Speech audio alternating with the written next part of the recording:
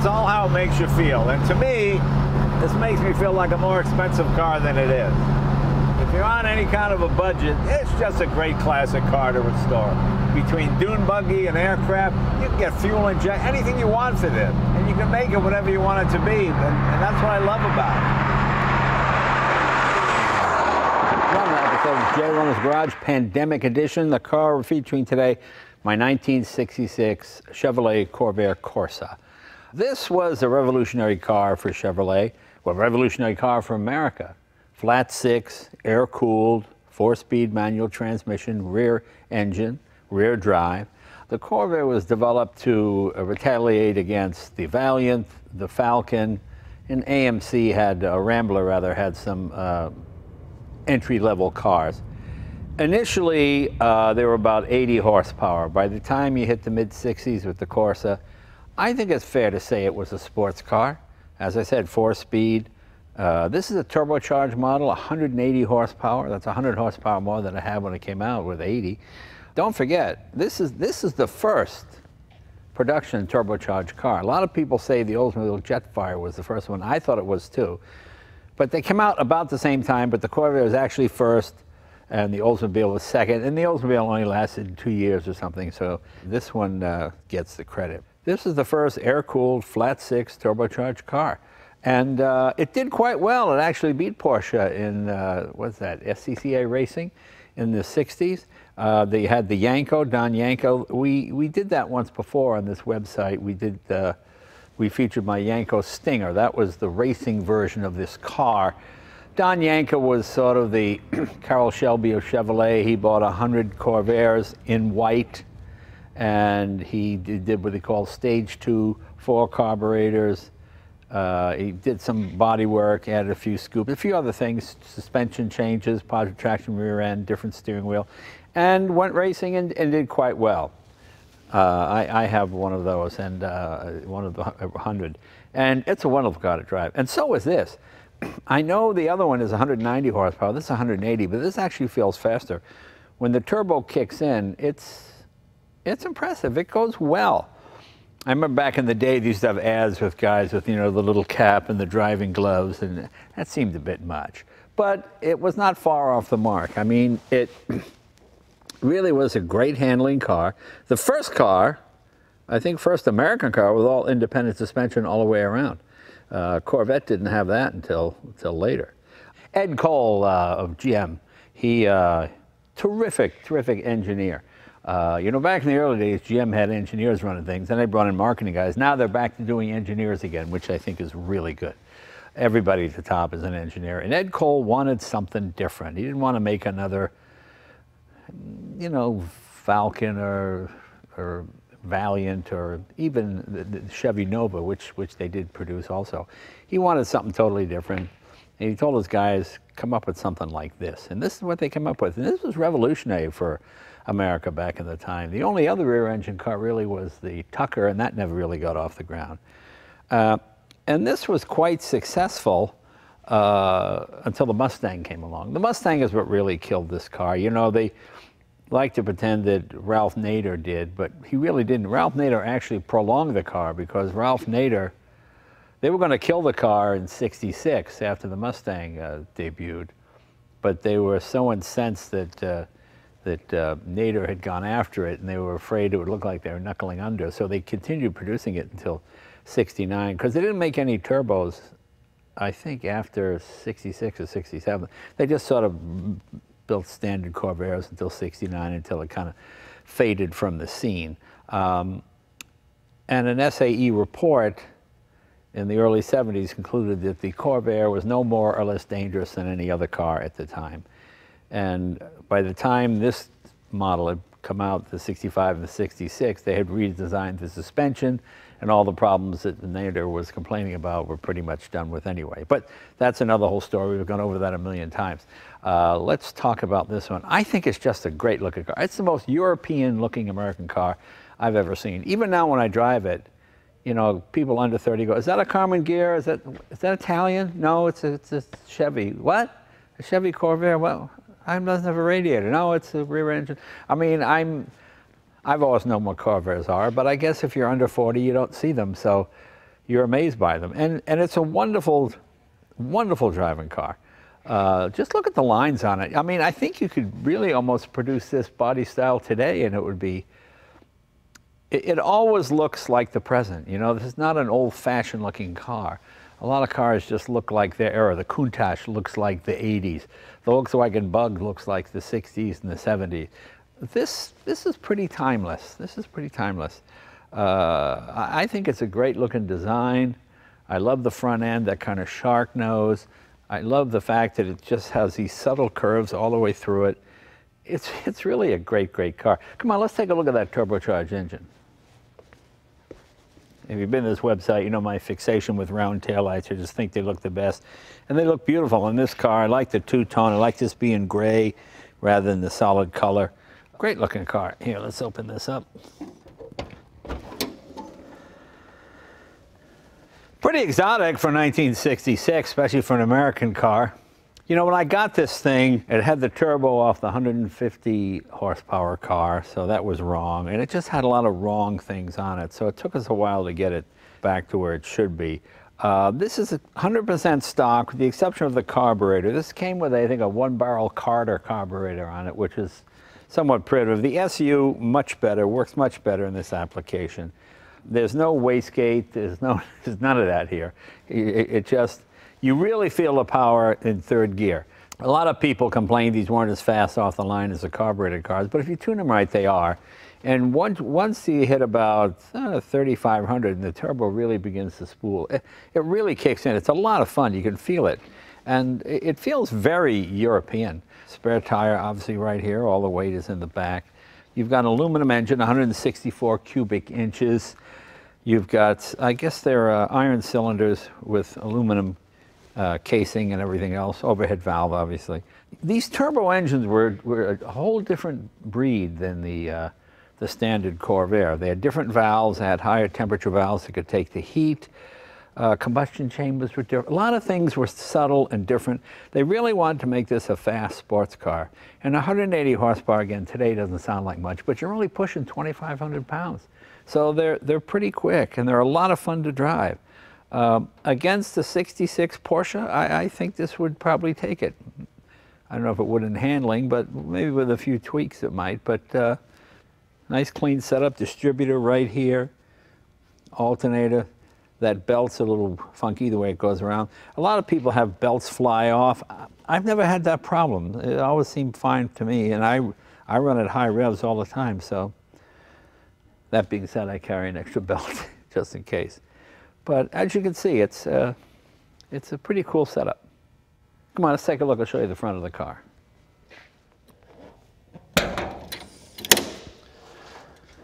Actually, quite a large trunk. The famous single master cylinder. I should put a dual in there. And I always carry that extra fan belt. But look at that. So you got all kinds of room in your big trunk. And this is a four-seater car, don't forget that. I don't know what's prettier, the front end or the back end. I think this is just a great looking car. I mean, it is so advanced for 66, which things are still pretty big and garish in 66. So this is a nice European car, and the turbo with all, it was 2,500 bucks. That's a heck of a deal. Pretty good. And red is especially good color. Come on, I'll show you the interior.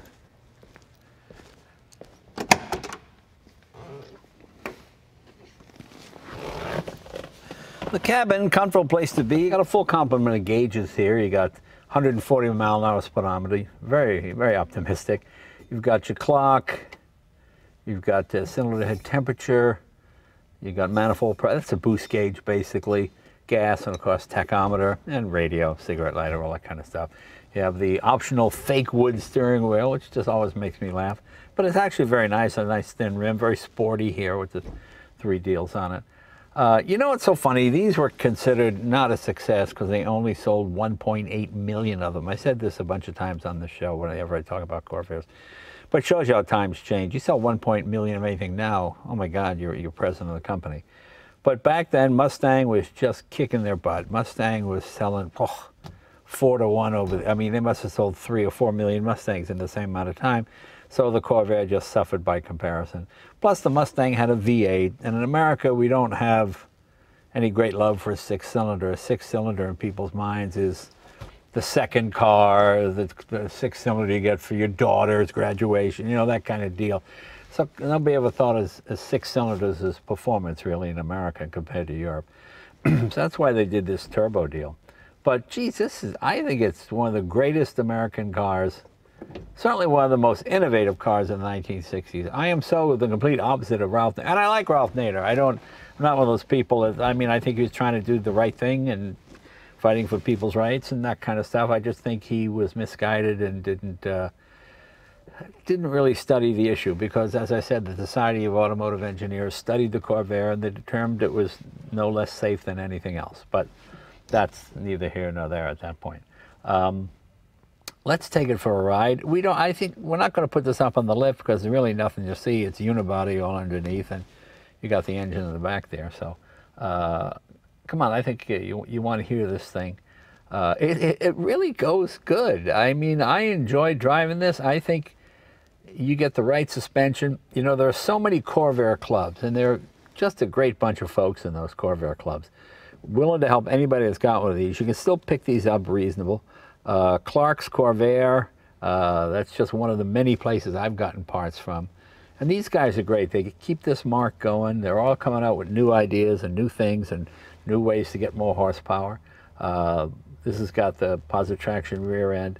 It's sort of a transaxle gearbox at the rear developed for this car. I mean, it's a unique automobile. There's nothing like it. And come on, I'll start it up.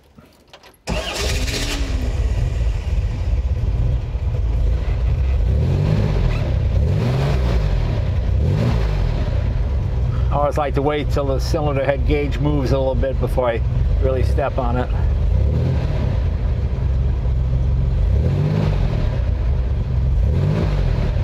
Sounds sporty. Come on, let's see what it does.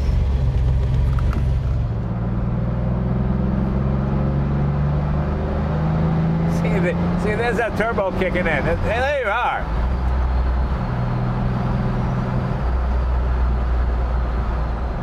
You know, there were so many things wrong with this car when I got it. It had the wrong turbocharger on it.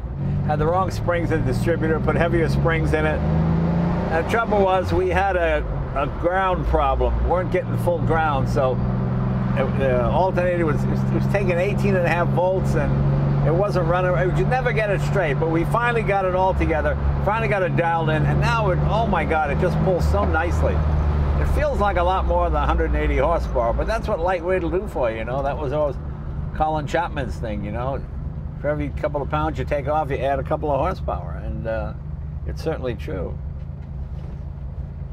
Great greenhouse in this car, good visibility, rear view visibility, side visibility. It's so funny, all the manufacturers work hard to try and get something 3,000 pounds, get within close. Because, you know, you got to have the steel door beams and all that stuff. Whereas this thing, 2,500 pounds. Not a bit of carbon fiber on it. Of course, you take off the steel bumpers and some of the other stuff, you get it down even less. But as I said, the real savior of these cars are the Corvair clubs, you know, because they keep them all going. And, you know, it's the kind of car you can have something really unusual for under 10 grand in a lot of cases. You know, I think 10 grand is the new $1,000 in the sense that when I was a kid, you could buy a good, nice running secondhand car for $1,000. Now it's about 10 times what it was in the 60s. But I remember seeing Corvairs for 200 bucks, 300 bucks when I was in college. Some a lot less than that. And nice ones too. Now they're about 10 grand, 12 grand. I think a lot of people got scared off by them, which is a good value for you if you're a car enthusiast. Because I love that turbo. Ed Cole was a genius and a great engineer. Really took a lot of chances. The small block Chevy was his. He developed that whole deal, which essentially is still used in some form even today. And of course the Corvair, which they said was not a success. I think it was. I think it's a very memorable car. And you know, there were no disc brakes when this was out. There's no power booster on it. But these drum brakes are pretty good, actually. Not bad at all. I mean, if you're not tracking the car, I think you're fine. For street use, they're more than adequate. You see, the turbo kicks in. It's fascinating to think how far they could have gone with this flat six if they would have you know, kept it in the lineup. You know, it's funny. The last version of almost any GM car is always the best. You know, the Fiero was supposed to be a commuter car, and by the time they were done, it was actually not a bad sports car. That final Fiero was pretty good. Same thing with the Firebird. You know, I've got the last not the very last Firebird, but last generation, 2002. I drove one at Daytona, the pace car, and it's great. And it was great. It's basically just a four-seater Corvette. How are you? How you doing? Well, thank you. See, there's a lady there with white hair like me, and she loves my Corvette. Anyway, I drove it at Talladega, and I was impressed with how fast it was. And I got one sitting in my garage. It probably aired a couple weeks ago, but you can check that one out.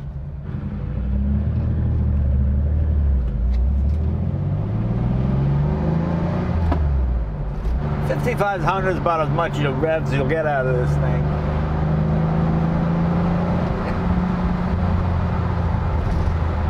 Turbo makes all the difference in the world. Fun thing is you can turn these into anything you want. You can get four-wheel disc brake kits for it.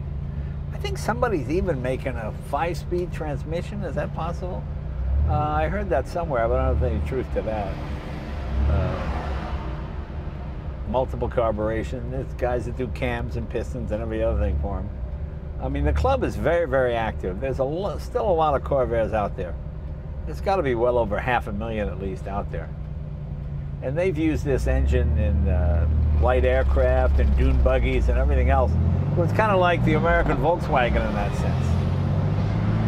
Cylinder head temperature's about 300 degrees. It's about 75 degrees here today in LA. You know, it's all how it makes you feel. And to me, this makes me feel like a more expensive car than it is. If you're on any kind of a budget, it's just a great classic car to restore. Because as I said, everything's available. And the aftermarket is filled with parts because between dune buggy and aircraft, you can get fuel inject, anything you want for this. And you can make it whatever you want it to be. And that's what I love about it. I would say these are pretty low maintenance, you know, obviously no cooling system, nothing there you have to do to it.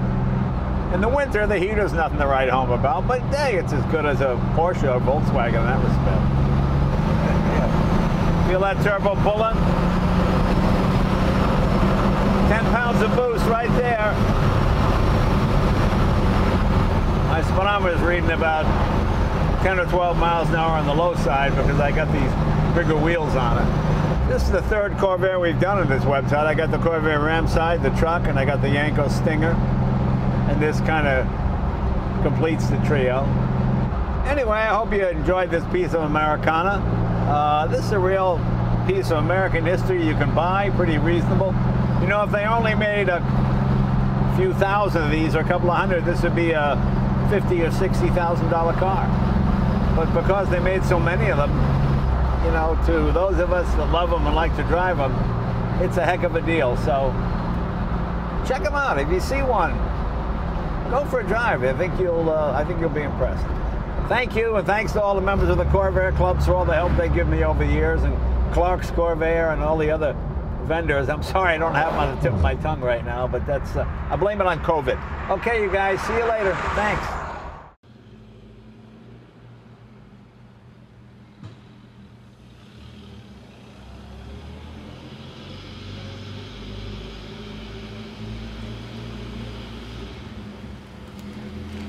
Mm-hmm.